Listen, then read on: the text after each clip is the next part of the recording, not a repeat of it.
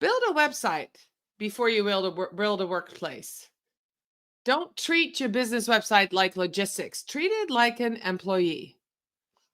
A website should be designed so that a visitor should go to the cart with confidence and not to your contact page with confusion. You guessed it. Today, we're talking about websites. We're talking about how to build trust with your website. If you're ready for strategy talks, stay tuned. I'll be right back.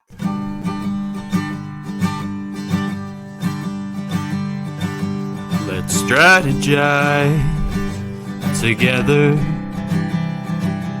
Let's hear it from an expert.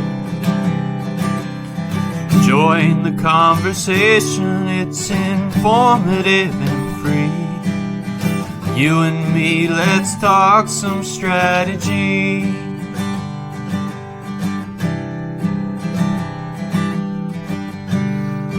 Now here's your host, Dorien Morin-van.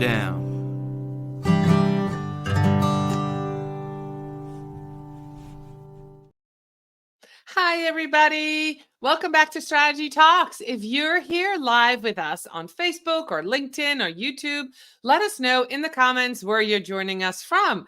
If you're watching Strategy Talks on the replay, put hashtag replay in the comments so myself and my guests can see those questions you may have or those encouragements you may have for us. And last but not least, if you're listening to Strategy Talks as a podcast, we welcome you as well. Today, we're going to talk about websites and how to build trust with your website. And I invited a wonderful expert. And so without much further ado, I'm going to bring him up on stage. My friend Ray Mitchell is here. Ray, you're in North Carolina, correct? Yeah, that's right, Dorien. And I'm glad to be with you this morning. Yeah, so I'm so glad you're here. But you said, I read your bio, you're a New Yorker, right? That's right. Yeah, I was born in New York. After college, I moved down to North Carolina. And at this point, I've lived in North Carolina longer than I lived anywhere else. So yeah, but you're always a New Yorker. I have that. I was born in the Netherlands, moved here when I was 18. I've lived here twice as long as I lived there. But yes, for always Dutch. So totally get that. Ray, we're going to talk about websites and building trust. But before we do that, I want to ask this question. We were kind of discussing this in the green room, and I see we already have some people here listening and watching. So the question is, 13 years ago when I started my business, websites were super important. That's where you made the sale. With the new social media platforms where you can make sales, like on TikTok, people are selling on Facebook, on Instagram, right? They're selling in their DMs, they're selling on their, they're just selling on the social media platforms. How important are websites, and how important is it to build one where you can sell something? Well, they're not really important anymore. So I guess I'll see. No, they still remain to be important. I will start off by saying I am a WordPress evangelist, and I will read you from the book of Matthew. Automat, that is. But no, websites are important, but the technology and the platforms have changed so much. You can probably get away, if you're very small, without a website.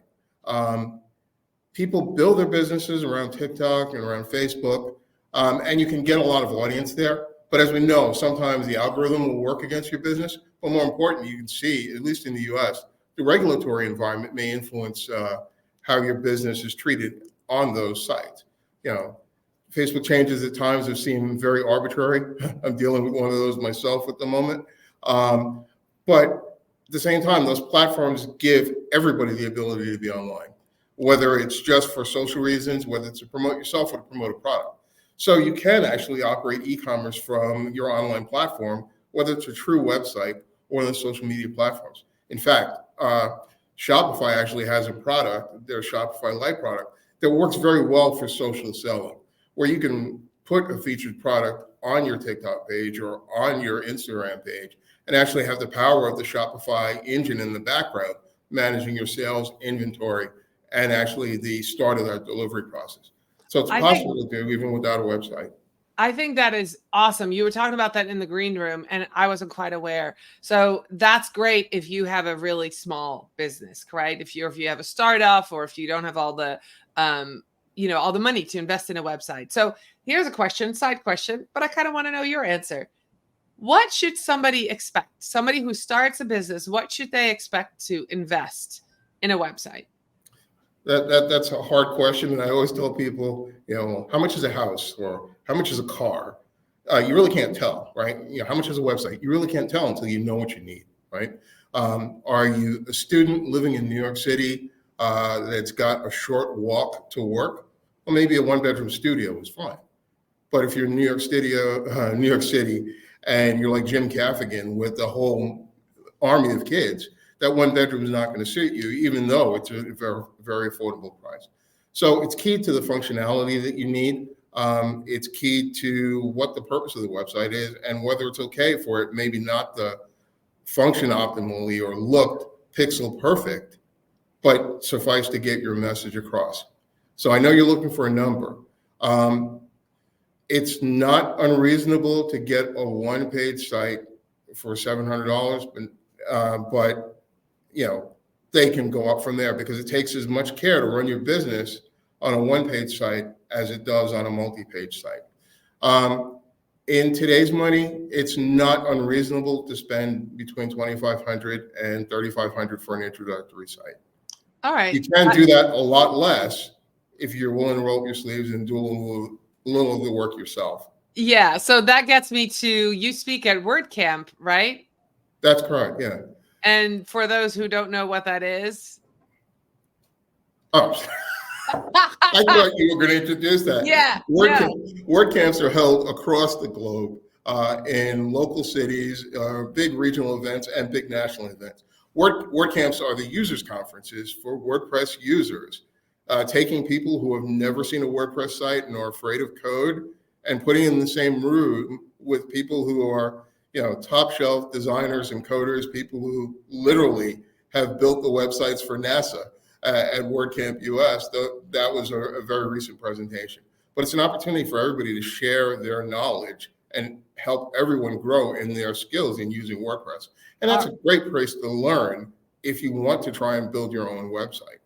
Additionally, all those presentations are available on WordPress TV, WordPress.tv, where you can see previous presentations and get your questions answered.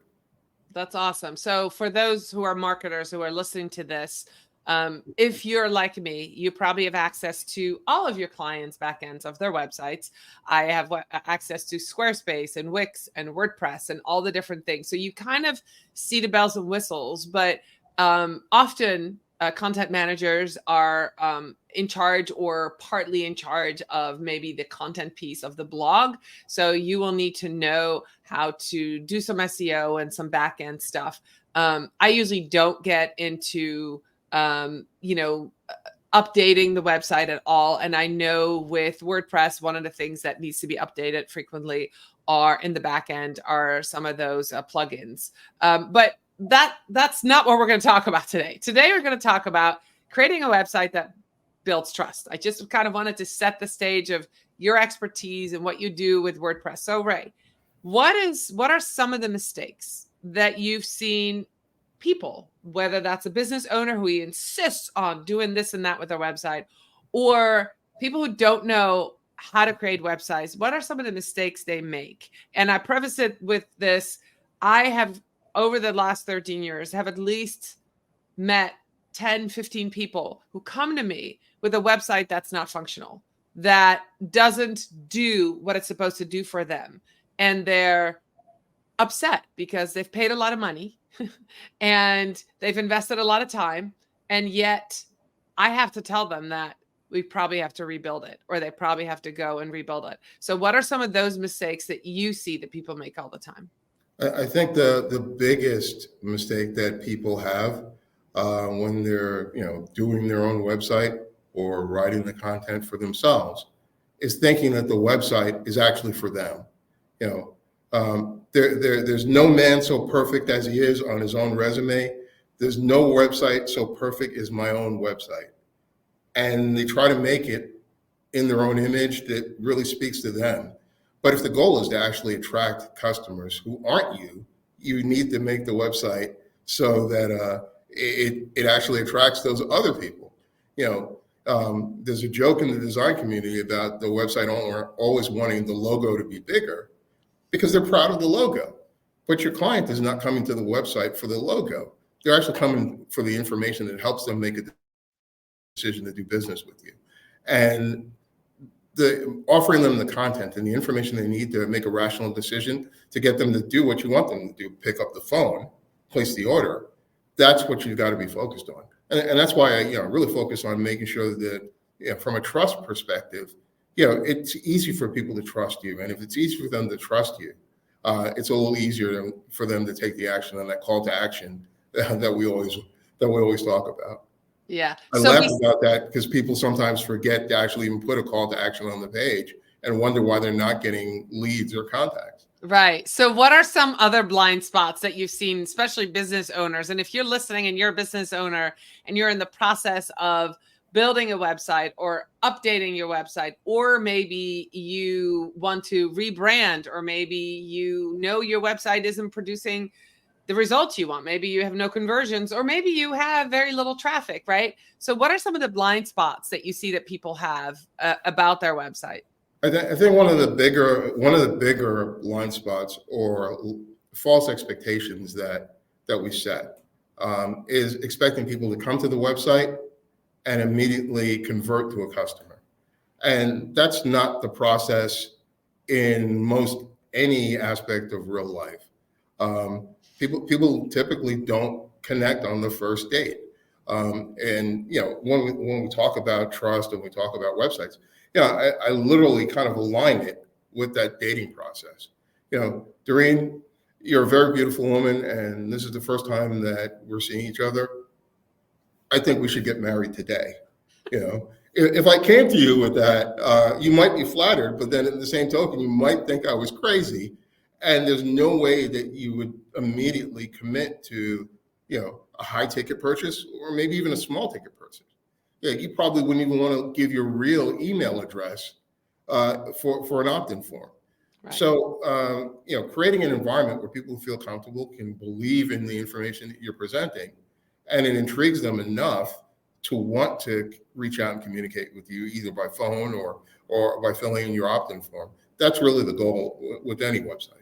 That's great. And so part of that is done with design, making people feel at home.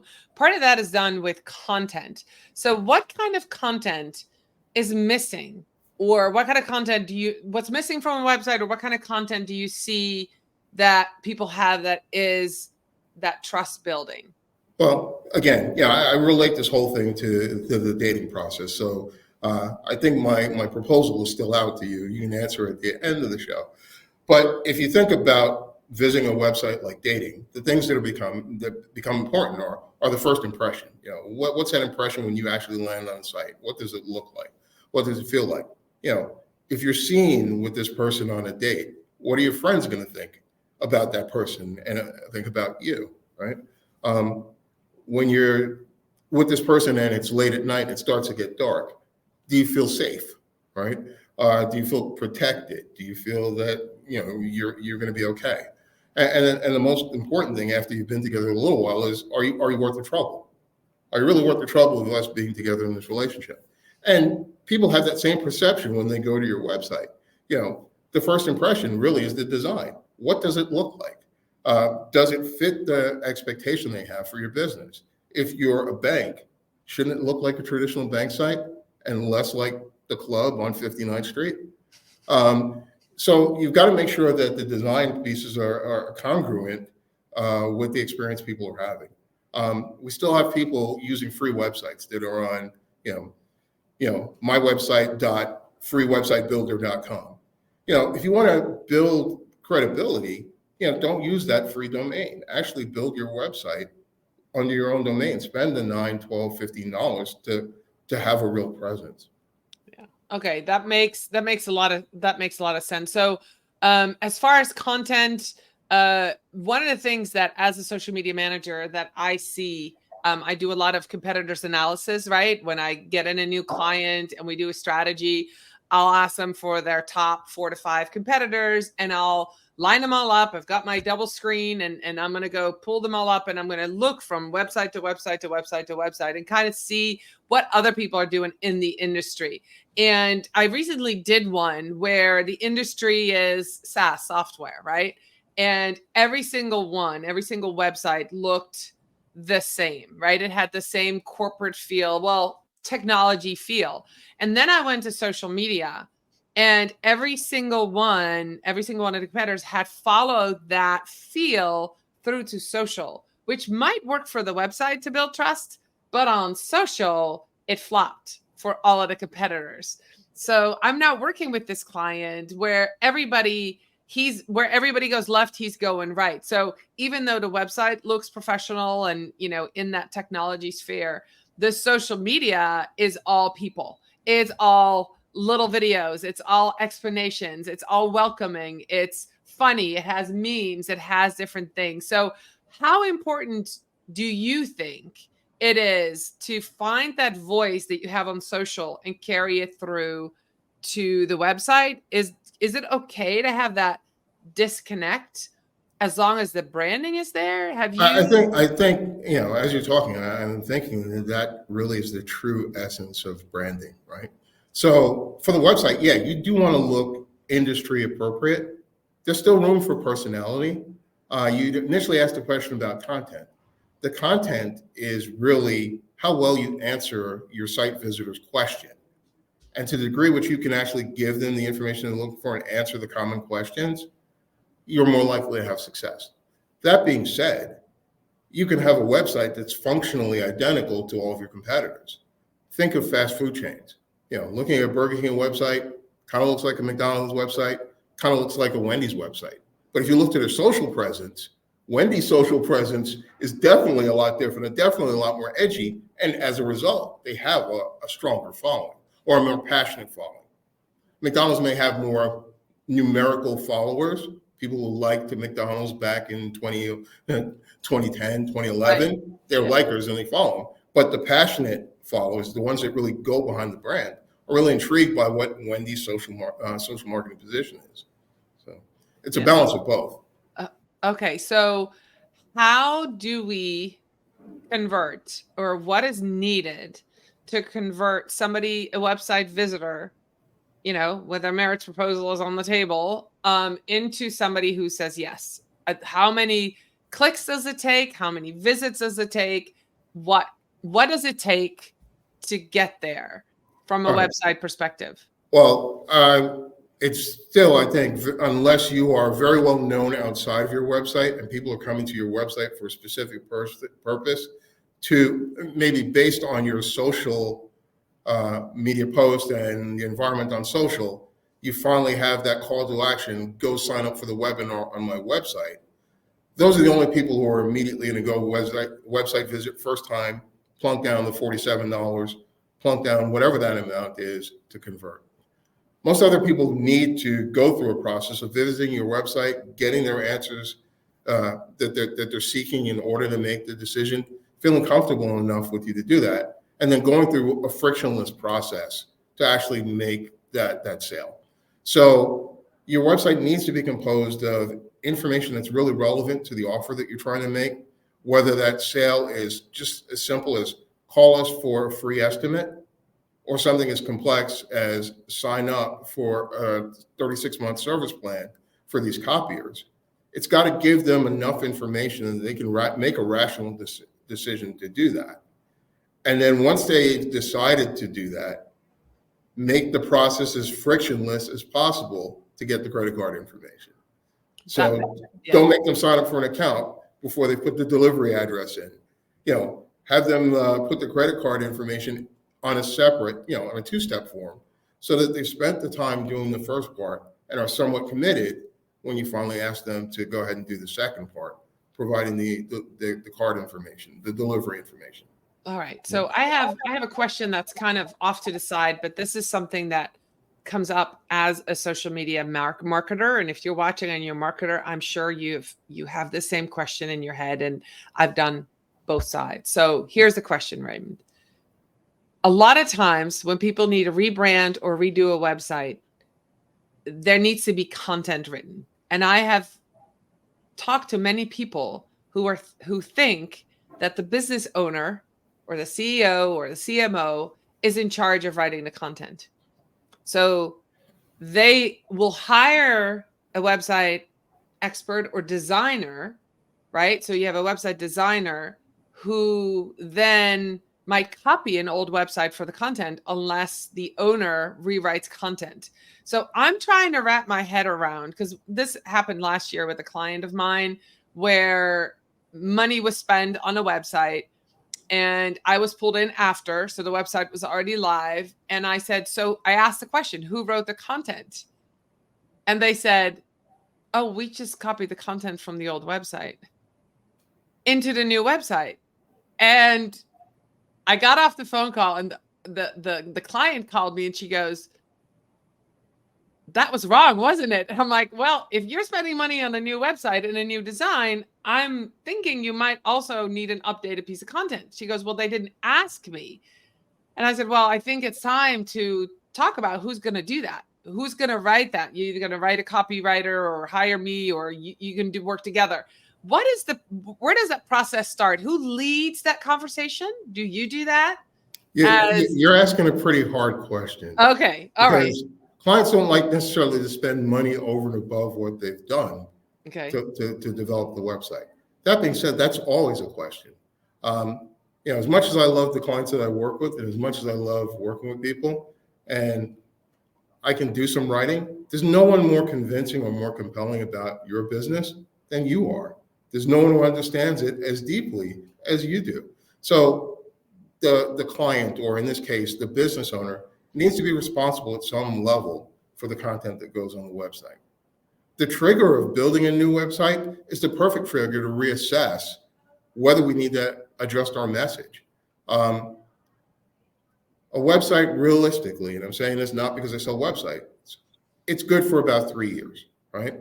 The styles of the website from a design perspective may change, functionality that's available and the content that you have will change, but your business should have changed in those 3 years. If we look back 3 years, we were just coming out of COVID.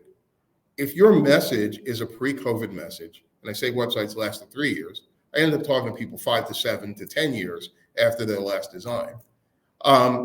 If your website doesn't reflect the reality of how we do business post-COVID, you're probably not going to have a message that resonates with clients. So I can't say whose fault it is that the content wasn't updated, but I can say that the redesign, the total redesign or rebuilding of a website, or even an internal redesign of the site, should call for an audit of your current content to see whether it's still relevant and still speaks to the people you're trying to reach today. That's really great. So, and I agree with that. And boy, do most people that I know not update their website every 3 years, including moi. I've been working on my website rebuild since January, and it's not done. No clothes. I'm guilty as well, right? Yeah. So that brings me to the next piece, right? Talk about community. All of us, including me, marketers out there, business owners, we are building an online social media community, right? Whether we have a Facebook group, whether we have a Slack channel, whether we have a podcast, a live show, we're building an audience, we have an email list, right? When we talk about that, how can we merge all of those goals that we have? We want more sales, we want more visibility with what we see on our website. I think it's it's a tone thing, right? There are some businesses that you don't necessarily want to be friends with. A website for a mortuary is not going to have a vibrant, robust online presence off the website. It's a very functional and transactional type of thing. Right. But for websites that have products that inherently in the nature of the products, they build community, sports teams, sports leagues, restaurants, daycare and family services. Your social persona is a good way to extend that and invite people to your website, but your website should always encourage and engage people to be engaged, inform, and be part of that community. So whether it's bringing in videos that you post on YouTube or a reel that you have on Instagram, or encouraging people to go visit those sites for additional content. That's the way that you can build community and leverage the benefit of your content strategy to help grow the business. So you show what you do on social media on your website, and you connect it to that way, right? And we Yeah, use, yeah. it's a component. I mean, you can, if you were to put it the bottom third of the page and then talk when you scroll down to the bottom third, just above the footer section, our latest Facebook video, our latest YouTube video with the link to the YouTube site and a subscribe button will drive people to that social presence. The contact page is not just for the form that they're going to put their name, email address, and subject in. It's an opportunity for you also to showcase your content and where people can consume it. So all those things can tie together to make the site more robust. That's really great. Before we wrap it up, and I can't believe we're 25 minutes into conversation, tell us a little bit more about WordPress. I know when I started out 13 years ago, I started my website on WordPress. What I ran into, and as a solopreneur, as a freelancer, is that I wasn't equipped. I should have gone to WordCamp. Now I know. I wasn't equipped to update these plugins. I did take a couple of online courses, and I thought I could do it, but at one point my website just completely crashed. What should people expect? Should they learn this? I know at WordCamp, that's what you teach. Do you find that hiring, say, a webmaster is important? Let's talk about that. All of the above, but you can learn to do it yourself. And a lot of sites crash because they're neglected. The updates and the technical pieces on the website are neglected. They shouldn't be. But you can go ahead and start learning how to back up your theme and website. And it's not a very difficult task. You can hire somebody if you have the availability to do it. But if you don't have the cash to do that, take a moment to try and learn. The one recommendation that I will make is that the first purchase you should get, and it's worth, if you're using your website for business and it's more than a hobby, the first plugin you should buy is a good backup plugin. That's the thing, because if your site goes down, you can restore the site from a backup. But if you don't have a backup, and don't just rely on your hosting company maybe to provide a backup, because a lot of times you'll be dissatisfied with what happens there. But if you have a backup plugin and set it to backup on a regular basis, off-site, not directly on the website, but sending you a copy to Dropbox or something like that, you can have the confidence that, if I break my site or it goes down, I can restore it to before it broke and get somebody else to look at it. So get a backup plugin and start with the backup. And then from that point, you can go ahead and do things slowly but surely until you get a comfort level with updating your plugins, updating your theme, updating the core WordPress. It's not hard, but if you take those precautions, you'll have a healthy website that'll last many years. That's a great tip. I love that. I don't think I ever did that. I don't know if I had a backup plugin for backup. So that's a great, if you're using WordPress, guys, do that. Go check, go in the back end and see if you have that. So is there anything else that you want people to know about WordPress?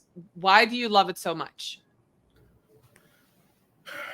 The way I talk about it with my clients when I'm pitching a client, WordPress is over 40% of the internet now. So literally, out of every 10 sites you go to, 4 of them are WordPress, which is a big accomplishment because it has such a great market share. That means there's always someone there who can work on it, and there's always someone there who can help you with it. That's a great advantage.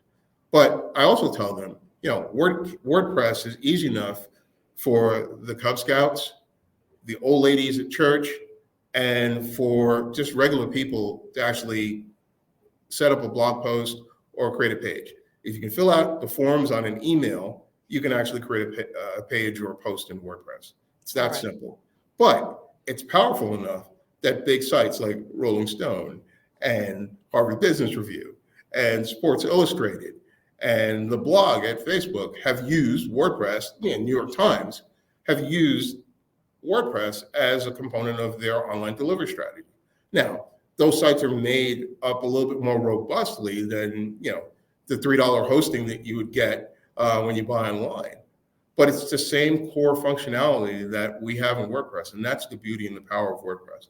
And that's why I'm so wrapped into WordPress, the culture in that community. That makes sense. Well, I love this conversation, Ray. If people are watching this and they're like, it's been 5 years, 10 years, I need to update my website, I need to learn more, I want to learn more about WordPress. You also wrote a book last year.